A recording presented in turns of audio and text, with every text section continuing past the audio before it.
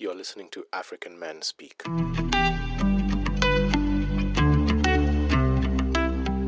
5 questions, real voices, honest perspectives. In this series, we listen to African men and women at home and in the diaspora sharing how they understand masculinity and how tradition and change are shaping their lives today. What does masculinity mean to you today? Masculinity.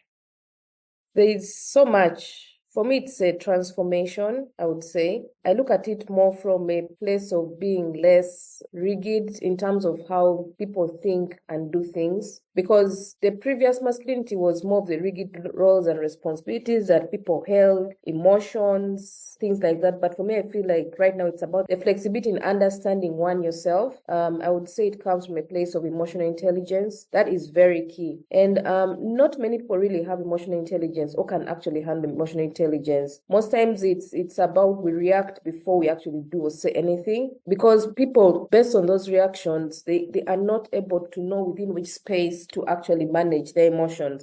And yeah, that's a key thing. Being able to manage your emotions, having that emotional intelligence is very key. So for me, masculinity is about somebody being able to accept that at some point you can be vulnerable. And it's okay. Where we come from, especially being African, most times there's a notion that men can't be vulnerable, but it's okay for a man to be vulnerable. And that's where we have aspects like emotional support, intelligence come in, where people are able to seek health issues. I remember, I'm just thinking about a colleague we had recently that was actually going through mental health issues, but just because he was a man, he was not able to manage that. So for me, it's about the emotional intelligence and being able to seek mental health and mental support where you need to because society deems us not to, but it's okay. Yeah. Being self-aware and authentic. The place that we live in, most times we're not very authentic. People are not very self-aware because there is a fear, because our culture dictates us to have that fear naturally. So when you're not self-aware and authentic, it's hard to be that. Yeah, because our culture deems us to do that. It's more like as a female, you're told not to look at a man in the eyes, but when you look at them in the eyes now, they're like, I think she's disrespectful. But being a masculine person, it's also okay to be able to be self-aware, be authentic. Especially when you talk about it, I keep talking about this issue of people saying gender mainstreaming. I feel like the male were forgotten in this process. For as long as they're inclusive and included in these processes, then we are going to have to deal with a very difficult generation moving forward. So that inclusion is very important. Having compassion is also very key. And when it comes to how you handle yourself, because most times they're like, oh, a man shouldn't have emotions. You shouldn't have compassion. You can't show emotions. But they're only human. So that inclusion of men having also that other side, which they call the vulnerable side, I think it's okay. For me, that's what masculinity is about. And then maybe last, I would say it's about the roles that we share. Most times, people assume because the woman's place is the kitchen, men can't enter the kitchen. Like they look at you like a vegetable, but that's not masculinity. Masculinity is about sharing roles. It's about recognizing that the other person or the other part, your partner, whoever it is, also does get tired. So it's okay to share roles. It's not about staying within your stringent ways of doing things. It's about exploring, it's about moving with the times, because times have shifted. I mean, you gave a clear example of just what you said, moving almost 3 years down the road, and there's a lot of emotions that go into it. Now you're beginning to recognize it's okay to do shared roles. It's okay for you to feed the kids. It's okay for you to be a stay-home dad. But the African mentality is like, no, I can't be home, So it's a struggle, it's a fight. So for me, that's how I'd sum up masculinity. And maybe just one thing, culture. We do know culture has a way in which it influences our thoughts, our ideas, our emotions, and it can have its positives, but it also has its negatives. So for me right now, masculinity is about accepting the cultural shifts that we're experiencing right now, and recognizing that we can't still stick to our previous norms and cultures, especially like us who have ended up marrying from another country. Like, it may not necessarily be a race, but also another country. It's about embodying those new cultural norms. It's about embodying the way of doing things, and also accepting and seeing how do these two cultures converge, but not necessarily clash, because there'll always be a clash, but where do you find that meeting point? Yeah. So culture does have a very strong ingraining, but we just have to find that balance and being able to understand what is workable and what's not workable, and finding that space to actually live even with the different cultural, shifts. It's understand that your culture cannot be the superior one. There have to be changes, whether it's a global perspective, whether it's an individual perspective, family perspective. It goes a long way. Can you share a specific moment or experience that shaped your understanding of masculinity? I think for me, the experience has been one, being a female in the humanitarian space. It has changed my perspective in the sense that I realize I'm in a very male-dominated society. And being in a very male-dominated society in terms of the workspace, in terms of the humanitarian space, there are not many women, so we don't have much room to wiggle. The experience is recognizing that I can't be me always. There's a point where I have to remove of that hat of being soft, but rather change my perspective and become more masculine than feminine, actually. So that experience in itself has helped me to shape my perspectives on things. It has helped me to look at things differently. It has helped me to now also understand our culture has an ingraining, but you can't carry your culture from Africa to Bangladesh, for example.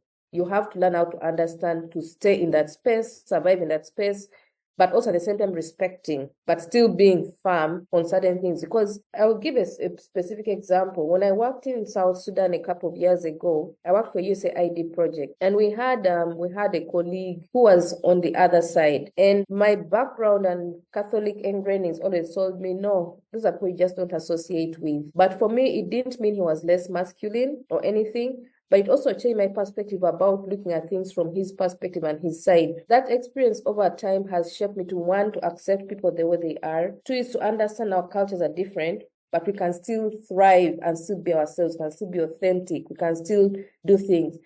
Three is to understand that our roles will shift depending on the circumstance and the situation. So that's where masculinity comes in very, very strongly. It's okay to be emotional in certain spaces, and it's okay to also have male colleagues being emotional. They can be compassionate, they can be emotional, because they're also struggling to accept the fact that it's no longer a male-dominated space. It is also female-dominated, and female can also be masculine in our own ways. We can adopt it, we can become masculine, same as male can become feminine. So it really varies. That's what I would say about my experience.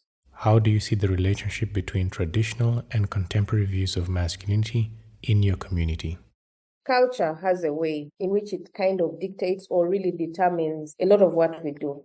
Now, the traditional way of doing things in terms of masculinity in Africa, it's more like authority. I have to exude my authority to show I'm a man. I have to be strong. I have to be a provider. I have to have control over the household. Like, culture is very key. Rituals, when it comes clan leadership, I'll give an example like my family.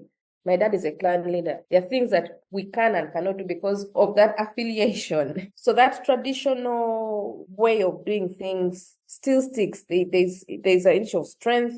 There's an issue of authority has to be exuded, which is the traditional way of doing things. But also there's a misconceptualization in terms of authority and what people deem as authority and what people deem as control. From the traditional perspective, authority is like fear. You understand? You can't speak out your mind. You have to keep quiet. So most of it, even if you talk about respect comes to fear.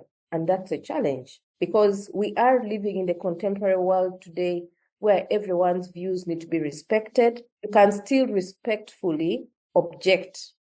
The traditional way says do not object. You just say yes, yes, yes, yes, yes. And the moment you object, you become the bad person in the room. And that is wrong because even if you are whether younger or older, male or female, whatever it is, you still have your own perspective and idea of things. And that's what the contemporary does. So for me, I look at that as a positive in terms of the contemporary, and we need to shy away from the traditional way of doing things. The other thing I would say is basically around physical dominance. Women can equally be strong. Masculinity is not about it's not about you being physically dominant. It's about sexual prowess. It's about control. It doesn't work it doesn't work anymore in that way. So we need to look at masculinity from the current way as still being able to hold things together, being able to respectfully say what you have to say, being able to communicate. You can't be a yes sir every time. It's also okay to say nay, but unfortunately that also ties to the way the society deems you. We live for the society in the traditional way, because every time people, I'll give an example. People don't like talking about divorce, but I've seen people who have divorced, and it's not that they've chosen to divorce because they wanted it, because they went to that relationship because they wanted it. No, it is because things got to a point they couldn't manage it. But when it comes to masculinity, people assume if you divorce, you're not man enough. You couldn't control your wife. Contemporary world now says it's okay to do it, and it's okay to even put your head high up. So it's quite interesting how we really view it. So even this whole thing, when I was talking about compassion, emotional prowess, and openness, etc., no pushing back, now we can't do that anymore. We have to listen, even to the children. Kids have their voice now. It's not like back in the day when you like just wake up and do stuff and be like, no, I'll dictate for my kids. Now they'll be like, this is my opinion, whether you take it or not. They will speak back to you. So it's okay to push back. And that's the beauty of the contemporary versus the traditional. Based on your understanding of masculinity, what experiences, resources, or support do you think would most enrich the journey of African men today? Like I mentioned, masculinity shapes a lot of things. I would say one of the key things would be about, you see how we talk about safe spaces?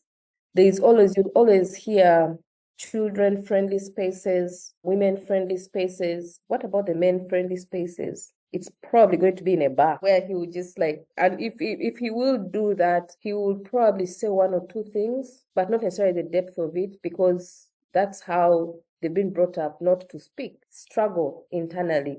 But if we can only have men-friendly spaces where they're able to speak out. But also for me, it's from the recognition that this should start from the younger generation. We should be able to teach them that you can't, even it's okay to be a man, but it's also okay to cry. It's also okay to speak out. Speak freely. Especially if you have the male child, it's not always about focusing on you. As a boy, you can't cry. You can't speak out.